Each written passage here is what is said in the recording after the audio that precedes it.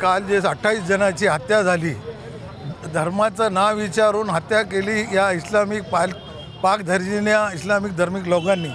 त्यांच्या निषेधात आज विश्व हिंदू परिषद आणि सकल हिंदू समाजातर्फे आज निदर्शने होते जिल्हाधिकारी कार्यालयासमोर। आज हिंदू लोकांची तीव्र भावना त्यांनी व्यक्त केली आणि आम्हाला सर्वांना, भारताच्या हिंदूच्या सर्वांना विश्वास आहे की या कालच्या घटनेचा पाकिस्तानावर जबर वार करून आपल्या देशाचे प्रधानसेवक आदरणीय नरेंद्र मोदीजी आणि गृहमंत्री अमित शहा हे चोख उत्तर देतील आणि पाकचे 3 तुकडे केल्याशिवाय आम्ही राहणार नाही असा निर्धार आज हिंदू समाजाने घेतलेला आहे। आज प्रचंड अशा मोठ्या संख्येत या निदर्शनाला लोक उपस्थित होते आणि आम्ही याच्यातून एकच होता की हिंदू सर्व एक झालेले आहेत आणि पाकने आपले धंदे बंद करावेत, नसता त्याचा परिणाम त्याला भोगावा लागेल।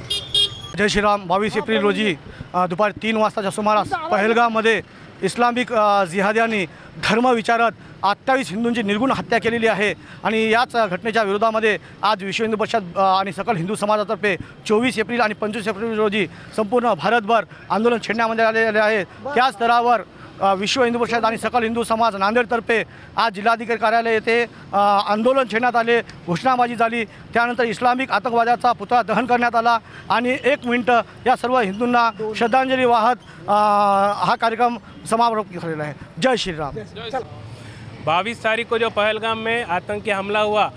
उसका कायरता का सबूत देते हुए पाकिस्तान ने फिर एक बार साबित किया है कि वो जिहादी और आतंकवादियों के साथ है। उसके निषेध करते हुए सकल हिंदू समाज और विश्व हिंदू परिषद की तरफ से जो एक आज आंदोलन और पुतला जलाया गया है कलेक्टर ऑफिस के सामने, सारा हिंदू समाज उसके